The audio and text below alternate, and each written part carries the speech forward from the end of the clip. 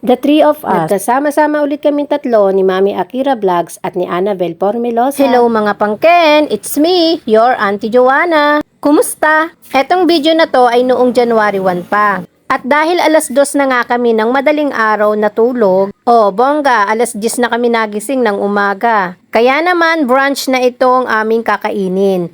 Breakfast at lunch. At ito nga palang brunch namin ay tira namin noong January 1 ng eksaktong 12. At dahil dalawa lang naman kami ni Kuya King kumakain ng kimchi at nitong hot chili face, sobrang dami talagang natira. Pati ngang seaweed, isang balot pa ang natira. Dito naman sa cucumber at saka sa lettuce ay tatlo kami ang kumakain. Syempre, kaunting kwentuhan para sa brunch. Ay, wag na kayong magtaka kasi kasama talaga yan sa hapagkainan. Charis.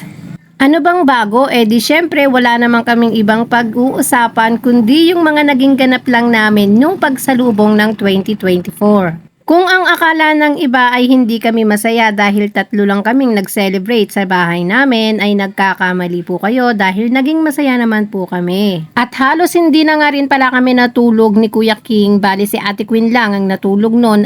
At bago sumapit ang 12 ay ginising na namin siya para sabay-sabay namin salubungin ang bagong taon. O diba bongga, yung iba namamasko na ulit, kami nagba-brunch pa. Kung yung iba marami nang naiikot na bahay, kami eto pa lang nasa loob pa lang ng bahay namin. Oh yes, gumagamit din pala kami ng chopstick. O diba, pak na pak, marunong nga pala si Ate Queen gumamit ng chopstick. Bigla nga sumimangot dyan si Ate Queen kasi bigla kong nakalimutan, chopstick nga pala niya yun. Ba't ko ginamit? Nakabukod kasi yung mga ginagamit niya kapag kumakain siya kasi nga yung pagkain namin ay bawal sa kanya. Kaya dapat bawal dampian ng kahit kaunti man lang yung chopstick niya or yung kutsara niya o yung baso niya o yung plato niya. O diba, ang daming At alam nyo ba, yung nandun na kami sa Libis, kahit nasa tapat lang kami ng bahay ng biyanan ko, ay tuloy-tuloy pa rin ang pagpasok ng pera kasi nga bawat daan na may makikita kaming kakilala kami ay binibigyan sila ng pamasko.